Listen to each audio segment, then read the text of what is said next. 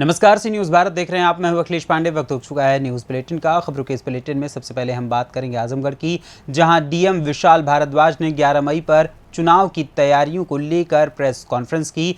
आगे चर्चा करेंगे रायबरेली की, जहां बिना नोटिस दिए प्रशासन ने गिराया मकान। साथ ही बात होगी रीवा की, जहां सुधारे गए खराब हैंडपंप, लोगों को मिली राहत। और भी तमाम खबरों पर आइए विस्तार से करते हैं चर्चा। आजमगढ़ जिलाधिकारी विशाल भारद्वाज ने नगर निकाय चुनाव 2023 पर पड़ने वोट पर 11 मई को चुस्त दुरुस्त व्यवस्था शासन द्वारा की गई है, जिसका आज प्रेस कॉन्फ्रेंस में खुलासा किया है। जैसा कि आप अवगत हैं, दिनांक 11 मई को हमारे जो नगर निकाय हैं उनके लिए मतदान होगा और आज सायं 6 बजे से जो प्रचार है वो समाप्त हो जाएगा। इसके लिए सभी संबंधित को अवगत करा दिया गया है और हमारी जो एफएसटी हैं और जो मोबाइल टीम है उनको भी बता दिया गया है कि अगर 6 बजे के बाद कोई प्रचार करता है तो फिर उनके विरुद्ध कार्रवाई होगी। इसी प्रकार माननीय आयोग के जो डायरेक्शंस हैं उसके अनुसार 6 बजे के बाद अब कोई भी बाहरी व्यक्ति जनपद में नहीं रहेगा। उनको भी बता दिया गया है कि उन्हें जनपद छोड़ दिया ना होगा। हमारे यहाँ कल पार्टी रवानगी होगी। सभी पार्टियां तहसील मुख्यालय से रवाना होंगी। केवल तहसील सदर की पार्टियां जो हैं वो डीएवी से होंगी। इसके लिए आवश्यक जो कर्मचारी हैं उनके 2 बार प्रशिक्षण हो चुके हैं। वाहन इत्यादि की संपूर्ण व्यवस्था हो गई है और पुलिस बल भी जो पार्टी के साथ जाएगा और जो बूथों पे रहेगा उनकी भी तैनाती और उनका प्रशिक्षण हो गया है। हम सभी लोग निष्पक्ष, निर्विघ्न और शांतिपूर्ण निर्वाचन कराने के लिए प्रतिबद्ध हैं और जो वोटर्स हैं उनसे हमारा अनुरोध है कि वो अधिक से अधिक संख्या में अपने मताधिकार का प्रयोग करें। आजमगढ़ से सी न्यूज़ संवाददाता सीबी भास्कर की रिपोर्ट।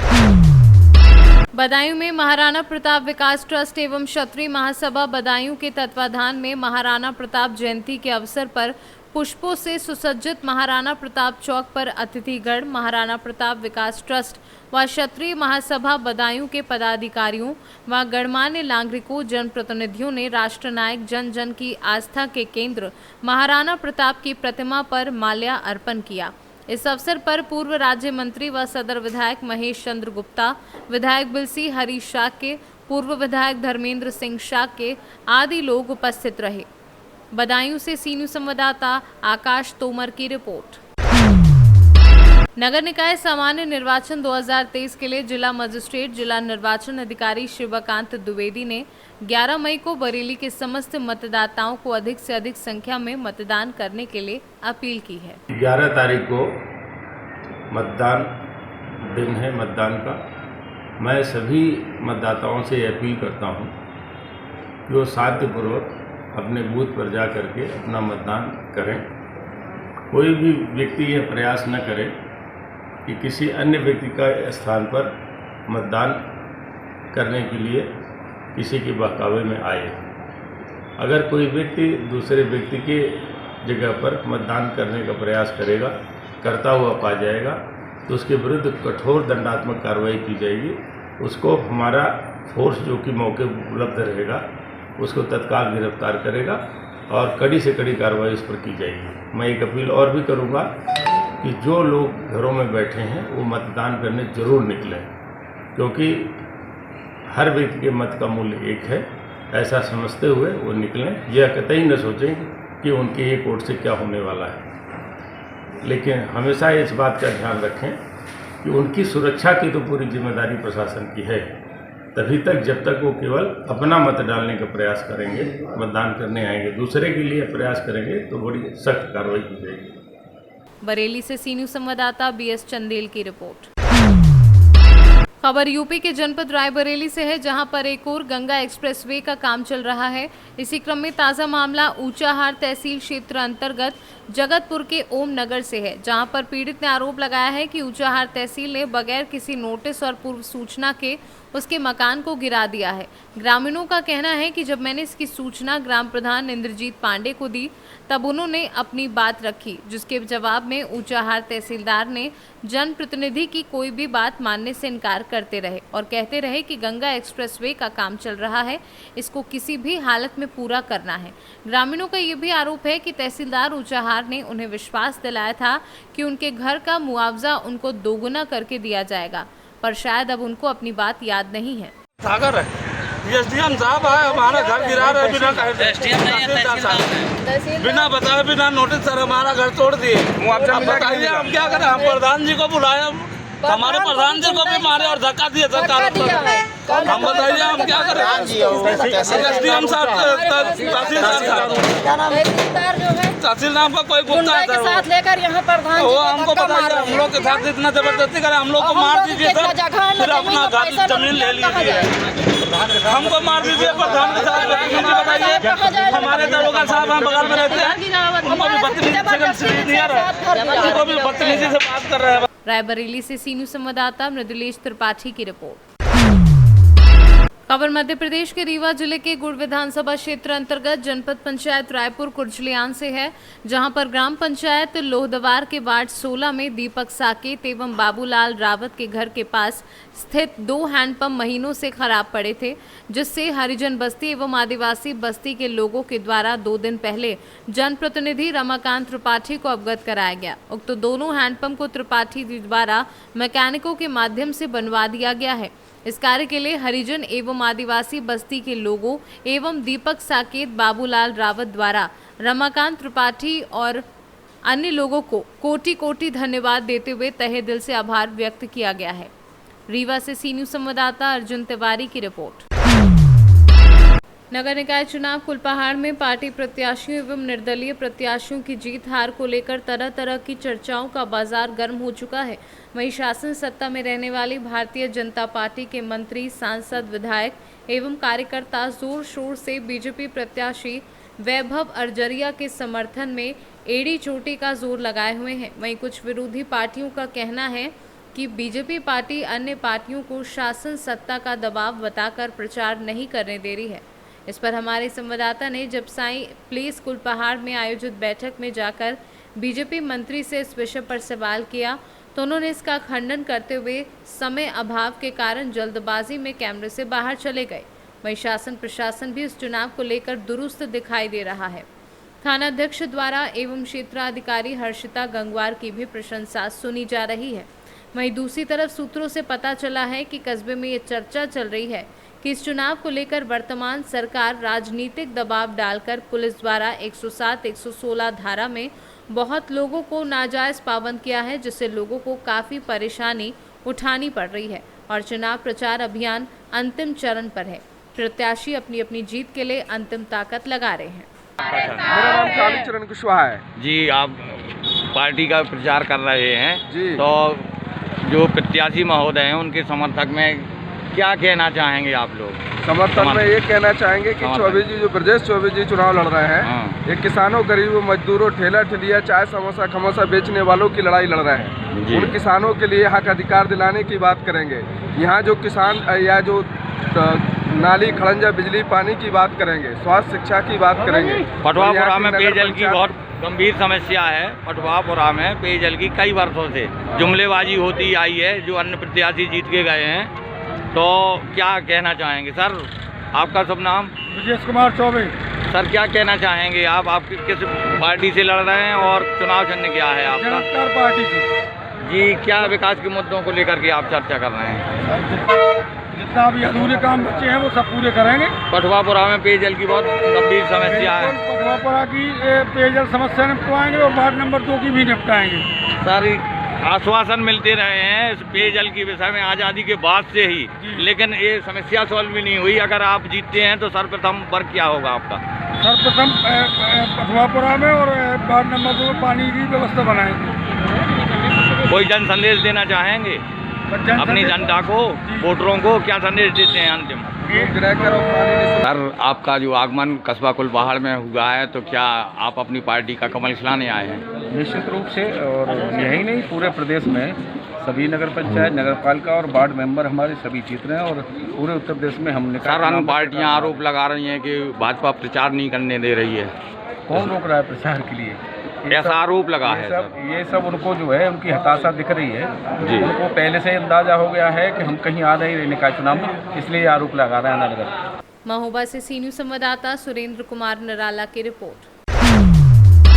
पाकुड़ के हिरनपुर थाना क्षेत्र की घटना, जहां रविवार की रात को थाना क्षेत्र के जिया जोड़ी क्रशर प्लांट में 6 हथियारबंद अपराधियों ने लूटकांड की घटना को अंजाम दिया है, जिसे पुलिस ने चुनौती पर लिया और सूचना पाते ही त्वरित सड़कों पर जांच अभियान के दौरान एक अपराधी को गिरफ्तार कर लिया है। बाकी के अपराधी फरार हो गए हैं। इधर मंगलवार को एसपी ने अपने कार्यालय कक्ष में लूटकांड की घटना को लेकर प्रेस कॉन्फ्रेंस के माध्यम से मीडिया को जानकारी दी। 7/5/2023 को रात में 9:30-10 बजे खबर मिला था कि हिरनपुर थाना अंतर्गत जियाजोरी क्रशर प्लांट में 6 अपराधकर्मी के द्वारा हथियार के बल पर डकैती का काम किया है। इस इन्फॉर्मेशन को हिरनपुर थाना का पुलिस पदाधिकारी द्वारा तुरंत आसपास के जितना थाना है वहाँ पे दे दिया सूचना, और सूचना मिलते ही हमारा बाकी थाना जो बगल में रहता है सब लोग अपना गाड़ी चेकिंग शुरू किया। और जब लिट्टीपाड़ा थाना का पार्टी जब गाड़ी चेकिंग कर रहा था, हेटबंदा रोड पर 3 बाइक में कुछ लड़का लोग तेज़ी से आ रहा था और पुलिस को देखते हुए पुलिस के ऊपर गाड़ी चढ़ा के भागने का कोशिश ये लोग किया। इसमें एक व्यक्ति को वहाँ पे जो चेकिंग कर रहा था वो लोग बाइक से पकड़ के नीचे उतार दिया। जब हम लोग इसका चेकिंग करने लगा तो ये अपने पास जो हथियार है, हथियार पुलिस के ऊपर चलाने का कोशिश किया, तो इस पुलिस वाला ने इसको पकड़ा है। जब हम लोग इनसे पूछताछ किया तो ये अपना 3 अभी जो लिट्टीपाड़ा, अमरपाड़ा और सिमलोंग में जो 3 डकैती का घटना अभी घटा था, वो तीनों घटना में अपना संलिप्तता बताया, और इनका जो पार्टनर है, पार्टनर का भी इन्फॉर्मेशन ये लोग दे दिया है। बाकी को रेड मारने के लिए हम लोग टीम बना के रेड कर रहा है। जल्दी हम लोग इन लोगों को गिरफ्तार करेंगे। क्या क्या बरामद हुआ? अभी एक हथियार और एक बड़ा चाकू जिसका इस्तेमाल ये लोग सिमलोंग में डकैती किया था वहाँ इस्तेमाल किया था, और कुछ पैसा का रिकवरी हुआ है। अन्य 5 फरार अपराधियों की गिरफ्तारी कब तक हुई? इसके लिए हम लोग टीम बनाया है, टीम रेड कर रहा है। अभी जब भी पता चला कि इनका साथी लोग पुलिस के हाथ में चढ़ा है तो ये लोग भागा हुआ है, लेकिन हम लोग जल्दी इनको भी गिरफ्तार करेंगे। पाकुड़ से सी न्यूज़ संवाददाता अभिषेक तिवारी की रिपोर्ट। पिपरा थाना क्षेत्र के महेशपुर पंचायत स्थित महेशपुर बाजार में भाई के झगड़े में जमीन खरीदार व जमीन हिस्सेदार के बीच जमकर मारपीट हुई। जब जानकारी ली गई तो लोगों ने बताया कि इसके पूर्व में कई बार जनप्रतिनिधि व ग्रामीणों के सहयोग से पंचायत में फैसला कर दिया गया है। वहीं जमीन खरीदार की मनमानी के रवैये से तंग आकर जमीन हिस्सेदार अशोक शाह, मुकेश शाह, राजा राम शाह, विजेंद्र शाह और ललिता देवी ने जमीन खरीदार के भवन निर्माण कार्य पर रोक लगाने का प्रयास किया। कैसे हुआ है? क्या मारा है इसको? क्यों, कौन मारा है? रति चंद मारा है। अच्छा। ब्रह्मदेव दास मारा है। ब्रह्मदेव दास का बेटा था सुनील कुमार, और उसके बाद दूसरा भाई मुन्ना दास था, चुनचुन दास था। कौन सी के लिए मारपीट हुई है? राजा दास था। कौन सी के लिए मारपीट? विवादित जमीन था। अच्छा। और उसी में जो है ये लोग बाय जबरदस्ती, मेरे पास वीडियो भी है, जो रात को 12 बजे तक ये लोग काम कराया है। अच्छा। 12 बजे काम होता है गाँव समाज में, जबरदस्ती कराया है, इसका मतलब। और हम लोग जब थाना गए थे ना तो सीओ साहब बोले थे कि आप लोग कोर्ट चल जाइए, सिविल का मामला है। सिविल का मामला है। हम लोग कोर्ट का शरण ले लिए। कोर्ट से नंबर भी आया है, इसको बताया गया, लेकिन बोला हम किसी को नहीं मानते हैं। कोर्ट से हमको सर कोर्ट केस नंबर भी दे दिया है। उसके बाद भी ये भाई जबरदस्ती यहाँ पे लठेज के साथ घर बनाना चाह रहा था। रात को काम हो रही थी जमीन का। क्या नाम हुआ आपका? मेरा नाम सर रविंद्र। जिसको मार लगा उसका क्या नाम है? उसका नाम अशोक शाह है। क्या हुआ, कब मारपीट हुई है? अपनी वेले आए जमीन के मामले में मारपीट हुई है। कौन है ये आपका? कौन है? क्या नाम हुआ आपका? इसका क्या नाम है? क्या आपका? Ward number 10। अभी जो सर मारपीट हुई है इसमें क्या मामला है? जमीन संबंधित मामला है। अच्छा, इसमें क्या मतलब आपको इससे पूर्व में आपके यहाँ भी आवेदन पड़ा? मेरे पास आवेदन है जी। राजाराम भी दिया है और बबलू वो भी आवेदन दिया। बबलू राधे का भाई हुआ। जी जी। राधे बबलू को घर नहीं बनाने देता था जी। तो हम लोग समाज में जो पूर्व सरपंच थे, मुखिया थे, वो सब मिलके उसको 9 फीट 3 इंची निकाल दिया था मुँह जी। और राजाराम भी आवेदन दिया इसी बात पे कि मेरा ज़मीन कमती है। तो हम बोले कि नापी से मुंह से नहीं होगा, आप आवेदन दीजिए मेरे पास, तभी हम देखेंगे, क्योंकि वहाँ का माहौल ख़राब है। राजाराम भी आवेदन दिया। दोनों आवेदन देने के बाद ज़मीन उसके बाद में बिक गया। पहला बिका रामविलास साहू के हाथ है।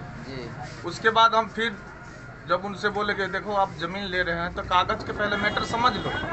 जिस हिसाब से कागज़ उस हिसाब से आप ज़मीन ले सकते हैं। उसका ज़मीन है तो कोई आम बात है, आप ले सकते हैं। हाँ, उसके बाद शुरू का जो मैटर है, मैटर ये है जो राधे का पिताजी है, उस कबेला पे दर्शाया हुआ है कि उसको पैरालिसिस लगा हुआ है और राधे वो अपना पिताजी से उसका मानसिक तनाव था, यानी दिमाग काम नहीं कर रहा था, पैरालिसिस मारा हुआ था। वो आदमी पहले सनीचर करता था, यदि नए वो जानते हैं, विकलांग हो गया, वो अपने सूद बूद में नहीं रहा, उससे जाके अंगूठा निशान लगवा के जमीन कबेला लिया। ये बबलू का कहना हुआ और इन यहाँ पे समाज के भी कहना यही हुआ कि हाँ सही बात है, इस तरह का वो किया था। हम उनको बोले भैया जब आपको इस तरह का मैटर है, आपका पिताजी आप बड़े हैं, आप जमीन लिखा लिए पत्नी के नाम से, तो नहीं होना चाहिए। बोला वो मेरा काम है, मैं पिताजी का किया हूँ, ये किया वो किया, इसलिए हम लिखाए हैं। बोले हम भैया जमीन लिखाने से हो जाएगा, आप मुंह लिखा लिए। उसमें मुंह पूरी लिखा लिया राधे, वो अपना पत्नी के नाम से। 4 फीट रास्ता इजमाल में छोड़ा है, बल्कि 2 भाई है, 4 फीट रास्ता छोड़ा, पीछे उसको हिस्सा दिया। इस कौन आधार से होता है कि बड़े भाई वो अपने पत्नी के नाम से जमीन लिखा ले, छोटे भाई को घर से बेदखल कर दे? कहीं पे ये कानून न है। तो हम समाज मिल के सब लोग पंचायती में बैठ के निर्णय किए कि जो हो गया, इसको जो है ना कम से कम 9 फीट जाने जोग और एक रूम के जोग दे दो, और बबलू को बुलाया जाए। बबलू कहाँ है, उसका पत्नी को बुलाओ। वो आदमी इतना बेसहारा है कि झोपड़ी बना के झोपड़ी में रह रहा था। ये लोग हम लोग सब मिल के 5 लोग भी का कहना हुआ कि घर बना दो, रहेगा। हम लोग घर बना दिए। उसके बाद जमीन किनके हाथ बेचे नहीं बेचे हम नहीं जानते थे। जब अभी जो यहाँ घटना घटी है इसके बारे में 2 लाइन बताइए आप। मेरे आने से पहले यहाँ घटना हुआ जी। हम जब आए तो हमको यही चीज़ बोले कि भैया सब कुछ शांति से काम कीजिए, मिल बैठ के आपस में अमीन ला के माफी करके बना दीजिए। जमीन तो है ही है, अरे सबका जमीन उसमें है, जिसका जो शेयर है उसका आगे है, लेकिन हम लोग मेरे आने से पहले यहाँ पे हुआ। तो विवाद में आपको क्या कुछ मतलब साक्ष्य नजर आया होगा ना, किसका गलती है किसका नहीं है? हम यहाँ आए तो पूरे धक्का मुक्की हो रहा था, तो उसमें क्या साक्ष्य?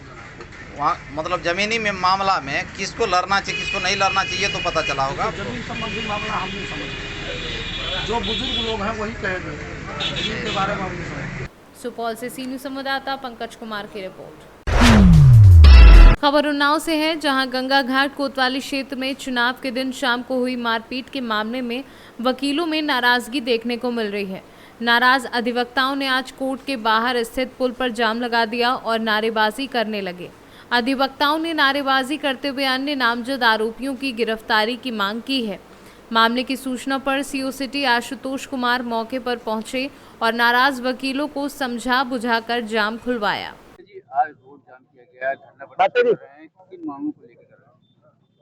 ऐसा एक हमारे अधिवक्ता सम्मानित अधिवक्ता युवा साथी हैं शुभम गौड़िया जी, इनके साथ वोटिंग वाले दिन एक महेश निषाद है, शुक्लागंज का हिस्ट्री सीटर और माफिया, जिसके खिलाफ मैं शुभम गौड़िया ने ही खुद 16 मुकदमों की लिस्ट दे दी है मुकदमों की। अन्य तो पुलिस अगर ढूंढेगी तो हमको लगता है 32 निकलेंगे। एक पर्सनल एफर्ट से 16 मुकदमों की फेहरिस्त शुभम गौड़िया ने पुलिस प्रशासन को उपलब्ध करा दी है। 2-2 मुकदमों में वकील हैं, कोई आम जनता नहीं है जिनको कानून की जानकारी नहीं है। इन्हीं मुकदमों और इन अपराधियों के बीच में ही हम लोग रहते हैं। 1-1, 2-2 मुकदमों पर गैंगस्टर की कार्रवाई होती है। गंगा घाट एसओ को कौन सा प्रमाण चाहिए? क्या उनको चाहिए? कब उनके ऊपर गैंगस्टर लगाएंगे? क्या ऐसे अपराधी गंगा घाट एसओ के संरक्षण में जी रहे हैं? 16 मुकदमे लगाए जाने के बाद उसके ऊपर होने के बावजूद भी गैंगस्टर की कार्रवाई नहीं हुई। दूसरी चीज, जिस दिन की घटना है उस दिन घटना के चुनाव चल रहा था। चुनाव के समय लॉ एंड ऑर्डर को मेंटेन करने की जिम्मेदारी प्रशासन की कुछ ज्यादा होती है, रहती तो हमेशा है लेकिन चुनाव के समय कुछ ज्यादा रहती है। तो उन्होंने एफआईआर दर्ज करके तत्काल एक नामजद और 3 लोगों को उठा लिया, 4 लोगों को। तब से आज तक एक भी मुलजिम न तो नामजद और न ही अज्ञात कोई गिरफ्तार नहीं हुआ। और एक बात बतावे मजे की, एसओ गंगा घाट ने एक व्यक्ति को उठवाया जो वीडियो फुटेज में लाठी लिए हुए दिख रहा है, उस व्यक्ति को थाने में बैठाकर छोड़ दिया। क्यों छोड़ दिया? गंगा घाट थाना एसओ के हिसाब से चलेगा या कानून के हिसाब से चलेगा? क्या मांग है? मांग ये है कि नामजद अभियुक्त उस मुकदमे में के जो हैं, उस मुकदमे के नामजद अभियुक्त तत्काल गिरफ्तार किए जाएं। जो अज्ञात हैं वीडियो फुटेज के आधार पर अज्ञात को भी गिरफ्तार कराया जाए।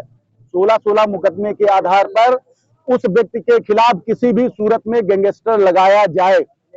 मांगे नहीं पूरी होती तो क्या आगे? मांगे नहीं पूरी होंगी तो आगे की रणनीति हम तय करेंगे, लेकिन इस लड़ाई को निश्चित रूप से हम लड़ेंगे और अधिवक्ता के सम्मान को सुरक्षित रखने के लिए किसी भी सूरत में हम अब पीछे नहीं हटेंगे।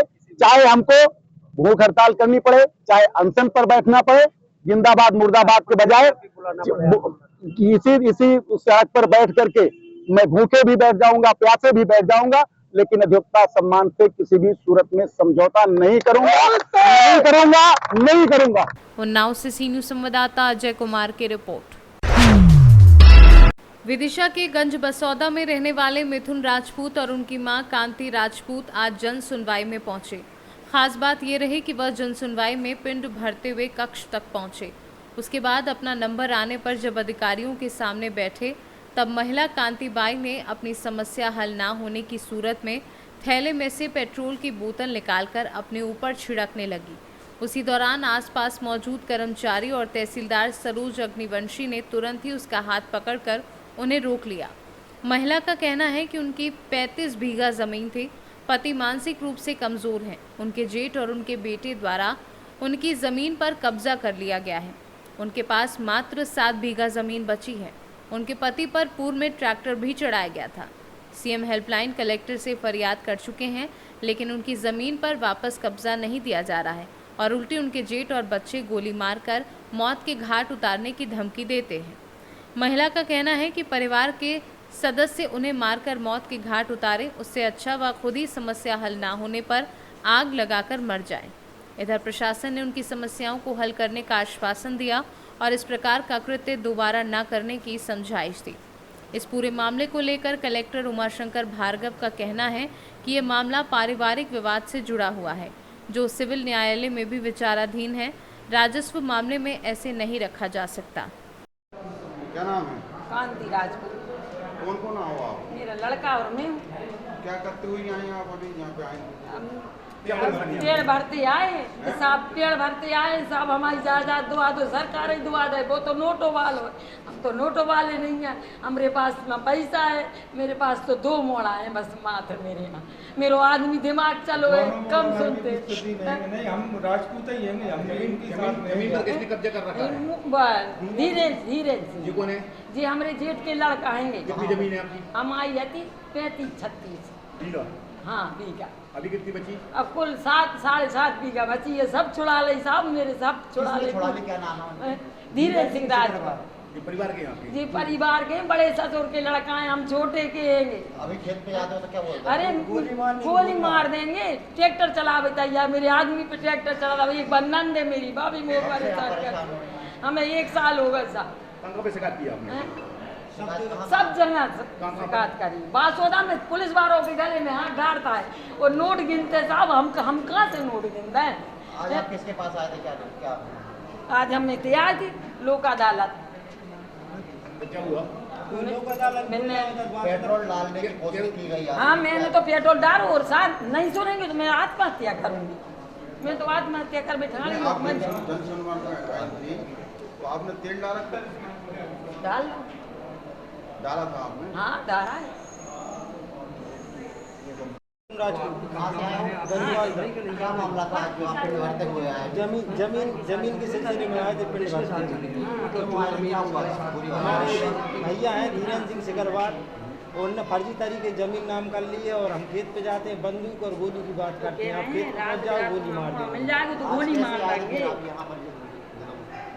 हम लोक अदालत में आए थे सुनवाई के लिए, जन सुनवाई के लिए। आपने ये जो पिंडदान भरा, ये क्यों भरा? इसलिए पिंडदान भरा था साहब। शासन देख ले हम कितने परेशान हैं। ये हमारी माता राम है।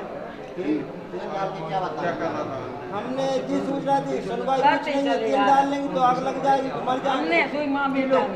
जमीन वाले हैं और हम भी कोई सुनवाई नहीं है। तो सुनवाई नहीं होगी तो मर जाएंगे तो बढ़ जाए। और वो जी बोल रहा है पूरे परिवार को हम मार देंगे, उसका भाई आ रहा है गोली की बात कर रहा है, गोली मार। एक का नाम है धीरेन्द्र सिंह सिकरवार, एक का बंटी राजपूत, एक का राजकुमार और एक का नाम है वो, एक का नाम है धर्मेंद्र है, जितेंद्र है। ठीक है, तो अभी कांति मां अब तेल में डालने की बड़ी। देखिए दो चीज़ें, ये जन सुनवाई में ये लोग आए हुए थे वहाँ पर। मैंने इनके एडवोकेट से भी बात की है विदिशा में। मूल रूप से इनका पारिवारिक विवाद है। ये जो महिला आई थी, इनके ससुर थे बलदेव सिंह ने एक बंटवारा किया था। इनका कहना है कि वो गलत बंटवारा किया था, तो इनका प्रकरण व्यवहार न्यायाधीश वर्ग 2 के यहाँ RCSA 233/2022 चल रहा है, जो इन्होंने मुझे डॉक्यूमेंट दिखाए थे। मैंने इनके एडवोकेट से भी बात की है। बेसिकली इनका पारिवारिक विवाद और ये प्रकरण राजस्व न्यायालय में न चल के सिविल न्यायालय में चल रहा है और इसका निराकरण वहीं से होगा, सिविल न्यायालय से होगा। और ये पारिवारिक विवाद है, दो भाइयों के झगड़े हैं यहाँ पर। किसी की व्यवहारिकता में आपके द्वारा क्या मदद कर सकते हैं? देखिए व्यवहारिकता में इनके एडवोकेट से भी बात की हुई है, तो उनके एडवोकेट का कहना है कि साहब हमने डिक्लेरेशन सूट लगाया हुआ है, पारिवारिक विवाद है। हम फिर भी इन्होंने एक चीज़ से हमसे डिमांड की है कि साहब हमको कोई वकील मिल जाए, हम देख लेते हैं कि यदि हम इनकी कोई मदद करा सकते हैं कि एडवोकेट की फीस या कहीं से दिला सकते हैं तो मैं मदद कराता हूँ रेड क्रॉस से। विदिशा से सी न्यूज़ संवाददाता पार्थ कुमार की रिपोर्ट। फिलहाल के लिए इस न्यूज़ बुलेटिन में बस इतना ही। देश दुनिया की तमाम खबरों के लिए देखते रहें सी न्यूज़ भारत। हर खबर आपके साथ, आपके हाथ।